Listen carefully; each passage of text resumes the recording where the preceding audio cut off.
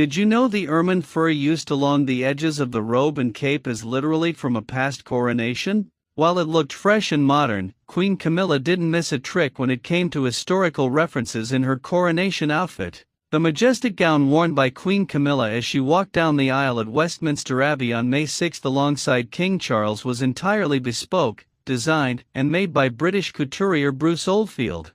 Hello and welcome to Royal Scandal. Please do well to like, subscribe, comment and turn on the notification bell so as not to miss out on any news updates. On display to the public for the first time since the historic coronation service, the ivory silk gown and her robe of estate, made by Ada and Ravenscroft and embroidered by the Royal School of Needlework, are now the centerpiece of a coronation-themed exhibition at Buckingham Palace, open to the public over the summer months. While the dress included modern touches, such as her two rescue dogs embroidered in gold thread along the bottom of the skirt along with her children's and grandchildren's names, it seems Oldfield looked to coronation dresses of the past when it came to the design process.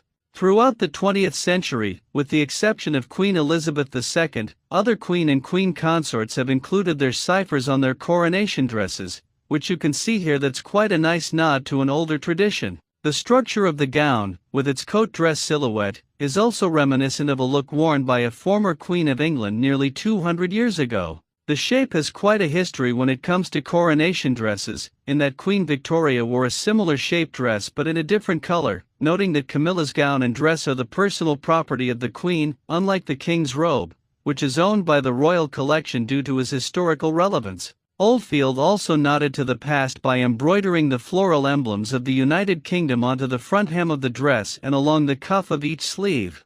Featuring a rose, a thistle, a daffodil, and a shamrock to represent England, Scotland, Wales and Ireland, it was a tradition upheld by the late Queen Elizabeth at her 1953 coronation and also by the Queen Mother at the coronation of King George VI in 1937. The robe of estate, worn by Queen Camilla for her departure from Westminster Abbey, also included a mix of new and old touches. Embroidered with 24 plants, including daisy chains, dandelions and cornflowers, it's the first coronation robe in royal history to feature insects. Reflecting Queen Camilla's love of nature, the historical garment features bees, butterflies, a beetle and a caterpillar. In another historical nod, the ermine fur used along the edges of the robe and the fur cape is literally from a coronation of the past. We think it's from Queen Alexandra's robe of state from 1902 or from 1911, which would have been from Queen Mary's robe, reveals the curator. It's very common to reuse ermine linings down the line. Thank you so much for watching. Please like and subscribe.